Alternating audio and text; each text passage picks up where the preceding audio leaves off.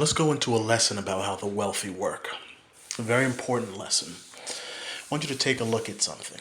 Now, in a lot of videos in the past, I've always told people about the wealthy owning our politicians and controlling our government because they use their money and their bribes, obviously, to purchase these people. And normally I'll tell you that they will either install someone that already works for them, so somebody that we don't know works for them, but somebody that they have under their employ. They'll tell them, you know what, I'm gonna want you to run for the office. I'm going to sponsor your campaign. I'm going to pay for this, pay for that. I'm going to get you some interviews. I'm going to make you well known to the world. And then I'm going to push to get you in office. And obviously, once you get in office, I'm going to want you to do this, that, and the third for me.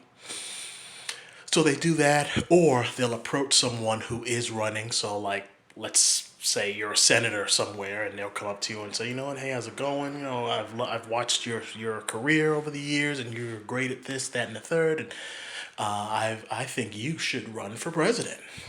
And you know what? We want to help support you in that run because we really love what you stand for. And slowly over time, as they're going along with this person, they basically let it out in little bits and pieces that, hey, I'm a rich person. I'm going to help get you in office. And when you get in office, you're going to do this for me. You're going to do that for me. And I'll make it worth your while. And the person will go along with it. And so you'll see this politician from this state who just becomes famous overnight. You see them all on television. They get all these news interviews, radio interviews. They're in magazines and newspapers. They're all over the place because the wealthy person put them in that position because they're trying to propel this person that they've picked into everyone's mind so that they can get them to run and get them elected and then use them. So those tend to be the two ways. Now, if you decide not to go along with it, well, you may find something out. You may find out that there is some sort of scandal surrounding you, and that's going to hurt you in the future. Or something may come out about you that you didn't think people would find out, and it hurts your chances, and it destroys any career that you may have. So when the rich people approach you, you best just take their offer. And that's how that's how the wealthy control us, because they control us through the government that has been put in place, and that government creates the policies and the laws that control and dictate what happens in our country and controls our lives. And because because the wealthy own the politicians that create these laws and these policies, that means technically the wealthy control us. Because they're the ones that write these laws and write these policies and then hand it to their employees that we call politicians, and then politicians push it and yada yada. I've gone over this many times. So I wanted to give you a lesson today in something that I don't think people really either. I don't think most people understand it, and the ones that do, they're not saying it in this way for some reason. I don't know why, but you're starting to see all of these attacks against Trump. Now, before I get started, I don't want anyone to think that I am a supporter or follower of Donald Trump. Donald Trump has always been a clown and a whore, and he's also been a John and a loser his whole life. He was born into money. He made a lot of fucked up decisions, and he's not really good with money. So he's had to turn to being a television personality in order to keep generating the money that he burns in his flawed, failed attempts to make more money. And he's always used racism like most of the pathetic white supremacists who need to get the masses to help them gain riches. He's used white supremacy to help, how can I put this, propel him into this, or put him into this spotlight, as to kind of help his career. If you talk about things that people are passionate about, especially if that thing is taboo, and so most people don't talk about it, they shy away from it because they don't want it to hurt them. If you embrace that and you talk about it, that's you have like a group of people that you can easily get access to. And Trump has used racism in order to help get him into positions that he needed to be in. Trump is probably racist himself. Who knows? But all in all, Trump is a pathetic piece of trash. So I don't want anyone to think that. I'm just talking about him. So you have Donald Trump. Donald Trump has kind of played outside of the normal rules that politicians are stuck in because he has access to more money. He didn't need anyone to give him a leg up. He didn't need that because he already had the name recognition. He already had access to some money that he needed. So he didn't need to be a complete bend over puppet like 98, 99% of the politicians that we have in this country. 99.9%. He didn't need to do that. Obviously, I believe Donald Trump still, like most politicians, he still will talk with other wealthy people and tell them, I'll do this for you if you do this for me. That's what most of these politicians do. I'll do something for you if you do something for me. You scratch my back, I'll scratch yours, that sort of thing. I believe he was doing that too, but he didn't need to just blindly do things because, again, he didn't need that much help, as much help as just some regular senator or governor or something like that. And so the wealthy were not able to control him the way that they wanted to. That's why they don't like him. Also, he's a wild card. He's used to doing things that he wants when he wants. He's used to doing things the way that he wants when he wants to do it. So the wealthy have not been able to control him. So what's happening now is now they're going to attack this guy with all these different lawsuits. They're going to put all these judgments against him to put him in so much debt that he has no choice but to give in to the wealthy and do whatever they ask. Because if he does become president, by the time he gets to that point, this guy's going to be in so much debt that he's going to be on the level of one of the other regular people that the wealthy get their hands on.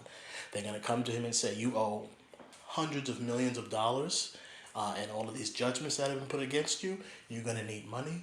You scratch my back, I'll scratch yours. A jury has just reached a verdict, a ruling in the federal defamation trial against former President Donald Trump that was brought by the writer E. Jean Carroll. The former president ordered to pay $83.3 million in damages for the case. Our breaking news just since we've come on air, so just in the last 15 minutes or so, that news concerning Donald Trump. Donald Trump found liable to pay $350 million in penalties for fraudulently overstating his net worth to dupe lenders. That is basically the decision of the judge. So what you're watching right now is the wealthy are targeting him and working to put him in a position where he can't be a wild card, where he has to do what they say. And that's how the wealthy work. So to all the people out there who ignore my message about not shopping and who continuously fund all these wealthy people, as I've tried to say in other videos, it doesn't really matter what you do. If you decide that you want to keep funding and financing the wealthy, nothing else matters. You're always going to be stuck in the same position because as long as the wealthy have access to this cash flow that will always keep coming in, they can use that money in whatever way they want. If you have your own politician who you think works for you or who you know works for you, well, the wealthy have enough money and power and influence and control to do whatever they need to either flip the politician over to their side or to delegitimize the politician, discredit them, disgrace them, and make them illegitimate, to just killing the person if they wanted to. I mean, they could do that and get away with it. Well, who's going to punish them? Their police? Their military? So as long as you keep shopping and giving these people the money, the power, the access, and the control that they have, you're always going to be stuck in the same spot. There's nothing you can do to stop these people from doing the things that they're doing as long as you keep giving them the money that they need to do it. So these people are taking all the money that you spend and give to them because you go and you into their business, the businesses that they either own or the businesses that they invest in. all of that money that you put in, it goes into their pockets, and they take that money and they use it to do all these different things to us, including doing things like destroying the people that you put in a position of power, the politicians that you decide to vote in so that they can help you. You're never going to get someone to help you as long as you keep giving these wealthy people the money and the access and the power and the control that they need in order to flip these people or to destroy them. It's not going to happen. So I just wanted to go over that because I try to give examples of how the wealthy use your money to disrupt and destroy your life. So you think I'm going to vote and put somebody in a position of power, and the wealthy say, no, I'm going to take this money that you've been giving me over the years, I'm going to use that money and I'm going to flip this person to my side, or I'm going to destroy them so much that they have no choice but to drop out. And that's what you're watching now. They're going to put this guy, Donald Trump, into so much debt that he has no choice but to work with them or for them. So whatever they need him to do, they can come to him and say, look, we're going to help you get rid of this judgment by, I don't know, giving you a loan or putting you in a position where you're able to generate some money real quick so that you can get rid of it, but I'm going to need you to do this for me. So the citizens are asking for a ceasefire in Gaza. I don't want that. We don't want that right now. We don't want that to happen, so you got to find some way to explain why you can't do it. Figure that out, and we're going to help you with this judgment. The United States citizens are complaining that prices are too high, and there's not, and they need higher wages or something to be done to help them. We don't want to pay these people more money. So figure out a way to let them know that you ain't doing nothing to help them, and we'll help get rid of these judgments for you. And that's how it works. That's how the wealthy works. That's how politics works. So if you want to stop all of this stuff, it's very, very simple. If you want some sort of change, whatever change you're looking for, you need to pull your money from these wealthy people. You need to stop shopping with them. You need to stop shopping in their stores. Change the way you shop. Don't go into any big brand stores, these big name brand stores. Pull your money from them. Shut down the economic system. It's legal. You can't get in trouble for it. It's actually more beneficial to you because it'll put more money into your pockets. If you change the way you shop, for example, and you stop going into big box stores, like let's say you need to go grocery shopping and you don't go to Kroger, but you go to some mom and pop shop or some little farmer's market, you will be helping out the little man or the little woman in your community, which will help bolster your community. Instead of pumping your money into places like Walmart, get your stuff from little boutique shops, go online and get it from little small mom and pop shops. Pull your money out of this economic system, out of these big chain stores. Shut the system down. That's it. Once you shut the system down, what's going to happen is the people the wealthy people who are benefiting from this system running the way that it runs, they're going to come out and say, all right, what do we need to do to fix this? What do we need to do? Once that's done and those people come out and acknowledge that change needs to be made, that's the only time you're going to get their attention or enough of their attention to actually do something. So that's just my little tidbit. I'm curious to see what happens with Trump. But every time I look up, this guy's got another judgment against him. And I'm laughing at it because I'm like, oh, well, that neutralizes Trump. Because if Trump gets into a position of power, now he's going to need to do some favors in order to get some money so that he could pay all this stuff off. So I don't know. I don't know what to do or what to tell people anymore. Try to spread the message not to shop, and I don't know.